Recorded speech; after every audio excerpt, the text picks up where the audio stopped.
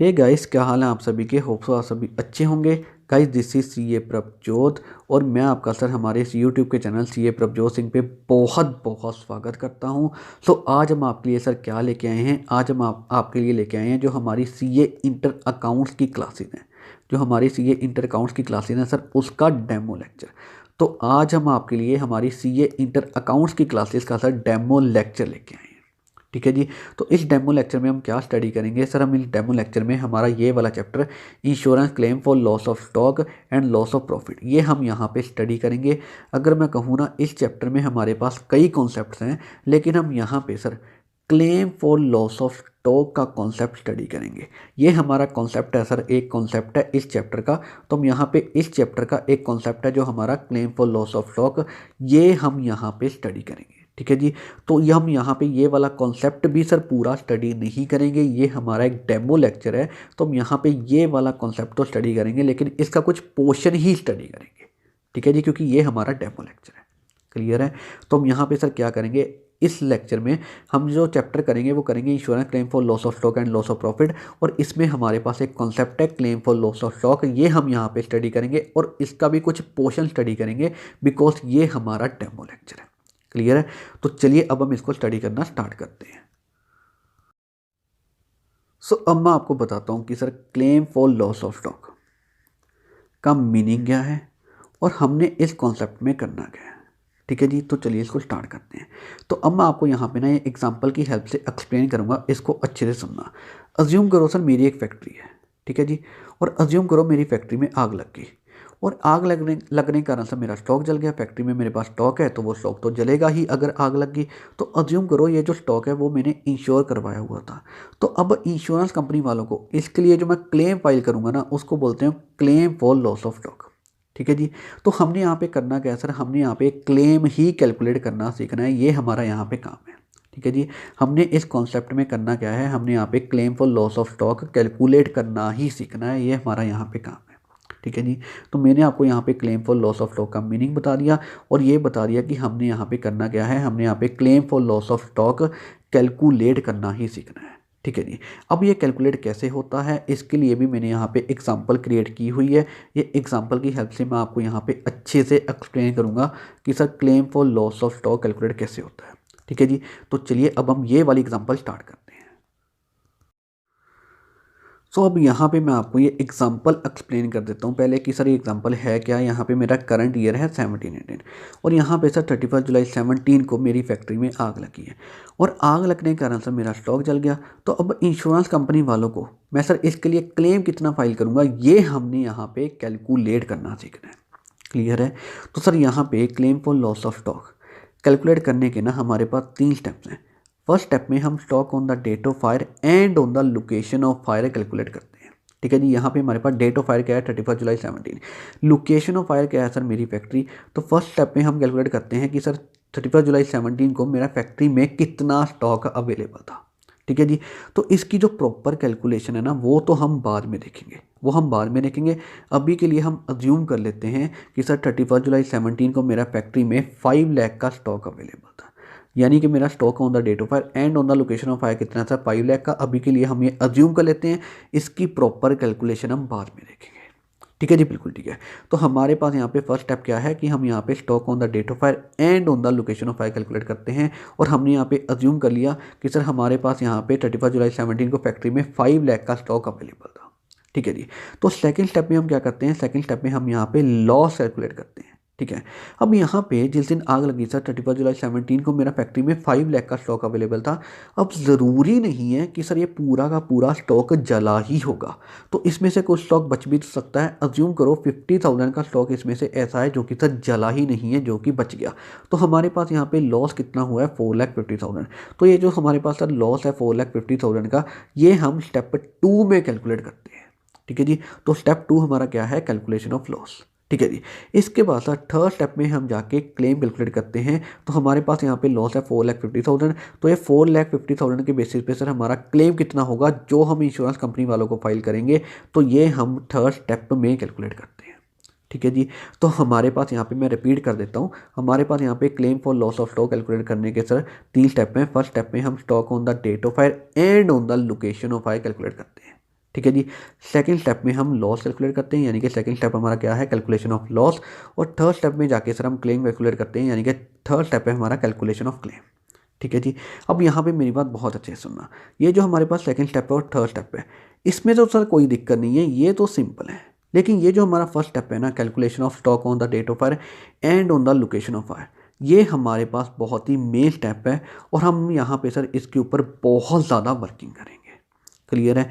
तो अब हम क्या करते हैं, अब हम यहाँ पे ना कुछ एग्जांपल्स करेंगे और उसमें डिफरेंट डिफरेंट सिचुएशंस क्रिएट करेंगे और फिर उसके accordingly stock on the date of fire and on the location of fire calculate करना सीखेंगे। ठीक है जी। तो चलिए अब हम यहाँ पे कुछ एग्जांपल्स करना स्टार्ट करते हैं। सो अब हम स्टार्ट करते हैं सर ये वाली एग्जांपल। तो पहले मैं आपको यहाँ पे एक्सप्लेन कर देता हूँ कि एग्जांपल है क्या। तो यहाँ पे सर हमारा करंट ईयर है 17-18 और यहाँ पे 31 जुलाई 17 को सर मेरी फैक्ट्री में आग लगी। तो जिस दिन आग लगी यानी कि सर 31 जुलाई 17 को मेरा फैक्ट्री में कितना स्टॉक अवेलेबल था, ये हमने यहाँ पे कैलकुलेट करना सीखना है, यानी कि हमने यहाँ पे stock on the date of fire and on the location of fire calculate करना सीखना है। क्लियर है। ठीक है जी। तो ये हमारे पास सर इन्फॉर्मेशन है। ठीक है। अब मैं आपको यहाँ पे बताता हूँ, इसको बहुत अच्छे से सुनना। Sir stock on the date of fire and on the location of fire calculate करने के लिए ना हम मेमोरेंडम ट्रेडिंग अकाउंट प्रिपेयर करते हैं from the beginning of the year to the date of fire तक with the help of given information. और memorandum trading account prepare करने पे जो हमारे पास by side closing stock balance से फिगर निकल के आता है, यही होता है हमारा sir stock on the date of fire and on the location of fire. Clear है। दोबारा बता रहा हूँ, हम sir stock on the date of fire and on the location of fire calculate करने के लिए मेमोरेंडम ट्रेडिंग अकाउंट प्रिपेयर करते हैं from the beginning of the year to the date of fire तक with the help of given information. और यहाँ पे sir memorandum trading account prepare करने पे जो हमारे पास by side closing stock balance से फिगर निकल के आता है, वही होता है सर हमारा stock on the date of fire and on the location of fire. ठीक है जी। तो हमने यहाँ पे stock on the date of fire and on the location of fire calculate करना है। तो ये कैलकुलेट करने के लिए ना हम यहाँ पे मेमोरेंडम ट्रेडिंग अकाउंट प्रिपेयर करेंगे from the beginning of the year, यानी कि सर 1 अप्रैल 17 से लेके to the date of fire तक, यानी कि 31 जुलाई 17 तक with the help of given information. ये हमारे पास गिवन इन्फॉर्मेशन है। और मेमोरेंडम ट्रेडिंग अकाउंट प्रिपेयर करने पर जो हमारे पास by side closing stock balance से फिगर निकल के आएगा, वही होगा हमारा sir stock on the date of fire and on the location of fire. Clear है। तो चलिए अब हम यहाँ पे मेमोरेंडम ट्रेडिंग अकाउंट प्रिपेयर करना स्टार्ट करते हैं। तो ये रहा सर हमारे पास memorandum trading account from the beginning of the year, यानी कि 1 अप्रैल 17 से लेके to the date of fire तक, यानी कि सर 31 जुलाई 17। क्लियर है। ठीक है जी। तो अब यहाँ पे प्रिपेयर कैसे होता है, जिस तरीके से ना हम ट्रेडिंग अकाउंट प्रिपेयर करते हैं उसी तरीके से यहाँ पे मेमोरेंडम ट्रेडिंग अकाउंट प्रिपेयर होगा। क्लियर है। तो चलिए इसको स्टार्ट करते हैं। तो ये रहा सर हमारे पास ओपनिंग स्टॉक, हमने यहाँ पे लिखा 2 ओपनिंग स्टॉक। इसके बाद मेरे पास ना परचेजेस और ये सेल्स यहाँ से लेके यहाँ तक की ही गिवन है, यानी कि from the beginning of the year to the date of fire तक की ये यहाँ पे गिवन है। और मुझे यही चाहिए क्योंकि मैं यहाँ पे इसी पीरियड का ही मेमोरेंडम ट्रेडिंग अकाउंट प्रिपेयर कर रहा हूँ। ठीक है जी। तो हमने यहाँ पे लिखा सर 2 परचेजेज, ये हमने यहाँ पे लिख दिया। इसके बाद हमने यहाँ पे लिख दिया सर बाय सेल्स। ठीक है जी। और इसके बाद मेरे पास यहाँ पे जीपी रेशो 20% ऑन सेल्स। तो मेरे पास सेल्स है सर 5 लाख, इसका मैं करूँगा 20%, मेरे पास आ गया 1 लाख। तो ये आ गया सर मेरे पास ग्रॉस प्रॉफिट। ठीक है जी। तो हमने यहाँ पे ओपनिंग स्टॉक लिख दिया सर, परचेज लिख दिया, ग्रॉस प्रॉफिट लिख दिया, सेल्स लिख दिया। तो मेरे पास अब यहाँ पे by side closing stock balance figure निकल के आ गया सर 1 लाख का। तो यही होगा सर मेरा stock on the date of fire and on the location of fire, यानी कि 31 जुलाई 17 को सर मेरा फैक्ट्री में 1 लाख का स्टॉक अवेलेबल होगा। ठीक है जी। तो इस तरीके से हम यहाँ पे कैलकुलेट करते हैं। ठीक है सर। अब मैं आपको यहाँ पे बिल्कुल रिपीट कर देता हूँ सर हमारा क्रक्स क्या है, इसको बहुत अच्छे से सुन लीजिए। तो हम यहाँ पे stock on the date of fire and on the location of fire calculate करने के लिए हम यहाँ पे मेमोरेंडम ट्रेडिंग अकाउंट प्रिपेयर करते हैं from the beginning of the year to the date of fire तक with the help of given information. ये हमारे पास गिवन इन्फॉर्मेशन है। और मेमोरेंडम ट्रेडिंग अकाउंट प्रिपेयर करने पर जो हमारे पास by side closing stock balance से फिगर निकल के आता है, यही होता है सर हमारा stock on the date of fire and on the location of fire. Clear है। तो इस तरीके से हम यहाँ पे कैलकुलेट करते हैं।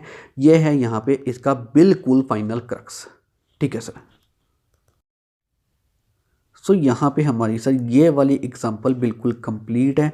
हमने यहाँ पे stock on the date of fire and on the location of fire ही कैलकुलेट करना था और ये हमने यहाँ पे सर कैलकुलेट कर दिया। तो यहाँ पे हमारी ये वाली एग्जांपल बिल्कुल कंप्लीट है। लेकिन आपके मन में ना यहाँ पे एक डाउट आ सकता है, वो डाउट आपका मैं अभी क्लियर कर देता हूँ। आपके मन में एक डाउट आ सकता है कि सर हम इसको मेमोरेंडम ट्रेडिंग अकाउंट क्यों बोलते हैं, जबकि ये बिल्कुल ट्रेडिंग अकाउंट की तरह ही प्रिपेयर होता है, तो हम इसको मेमोरेंडम ट्रेडिंग अकाउंट क्यों बोलते हैं। ठीक है जी। अब मैं आपका ये डाउट क्लियर कर देता हूँ। देखो, जो सर ट्रेडिंग अकाउंट होता है जो हम जनरली प्रिपेयर करते हैं वो हमारे पास ना जनरली 1 साल का होता है, ठीक है जी। और हम यहाँ पे ये अकाउंट कुछ पीरियड के लिए ही प्रिपेयर करते हैं, from the beginning of the year to the date of fire तक के लिए ही प्रिपेयर करते हैं। इसलिए हम इसको सर मेमोरेंडम ट्रेडिंग अकाउंट बोलते हैं।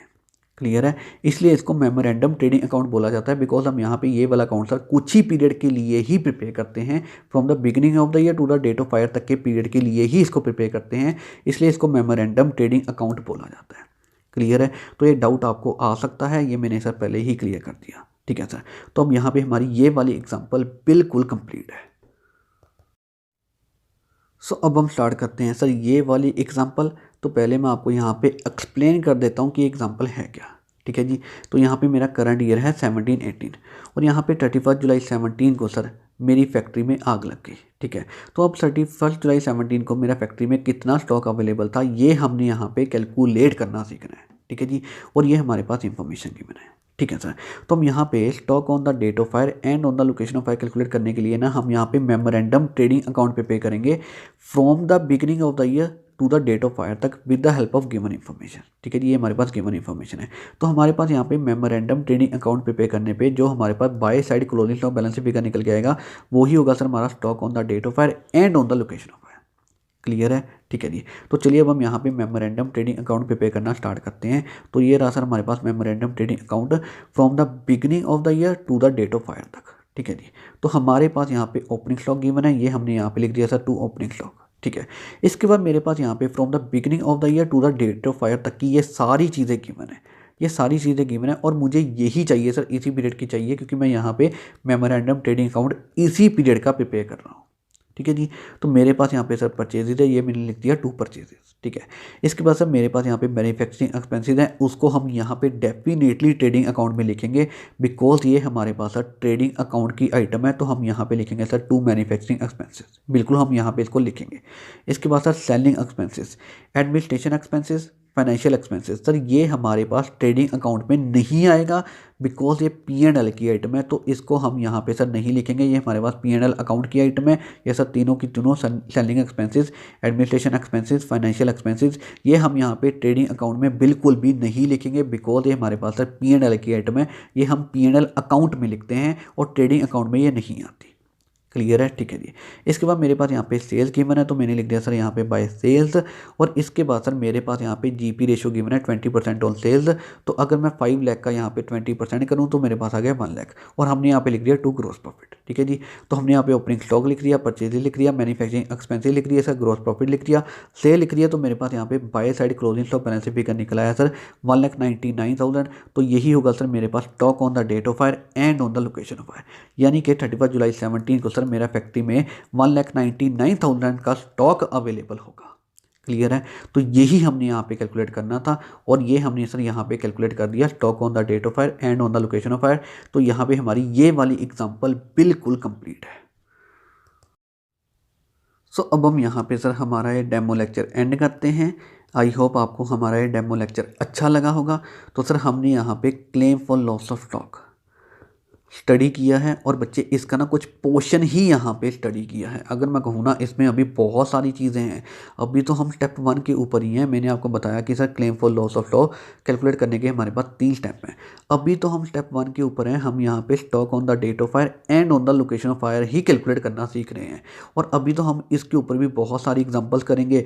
अभी तो सर यहाँ पे हमारे पास एडजस्टमेंट भी आएंगी और उसकी हेल्प से यहाँ पे अच्छे से कैलकुलेट करना सीखेंगे। इसके बाद हम यहाँ पे सर कुछ एग्जाम्पल करेंगे जहाँ पे हम स्टेप 2 और स्टेप 3 भी कैलकुलेट करना सीखेंगे। ठीक है जी। और हम यहाँ पे बिल्कुल डिटेल में इसको स्टडी करेंगे। ये सारी चीज़ें सर करने के बाद जब हमारा यहाँ पे कॉन्सेप्ट बिल्कुल अच्छे से क्लियर हो जाएगा एग्जाम्पल की हेल्प से, और फिर जाके हम यहाँ पे सर इसके क्वेश्चन स्टार्ट करेंगे। तो इस तरीके से सर हम अपनी क्लासेस में बिल्कुल डिटेल में स्टडी करते हैं।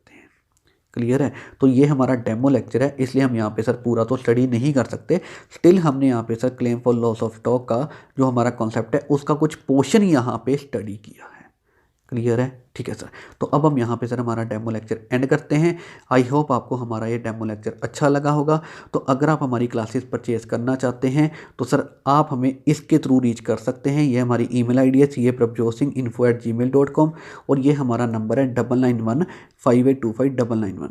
आप इस नंबर पे सर कॉल, व्हाट्सएप, टेलीग्राम कुछ भी कर सकते हैं। हम आपको सर यहाँ पे इंफॉर्मेशन पूरी प्रोवाइड कर देंगे कि आपने क्लासेस किस तरीके से परचेज़ करनी है। ठीक है जी। आप इस नंबर पे कॉल करें, टेलीग्राम करें सर, टेक्स्ट करें और व्हाट्सएप करें, जो भी आप करना चाहते हैं आपको सारी इंफॉर्मेशन यहाँ पे प्रोवाइड कर दी जाएंगी कि आप हमसे किस तरीके से क्लासेस परचेज़ कर सकते हैं। ठीक है जी। सो इस लेक्चर में इतना ही। Thank you very much for watching this lecture.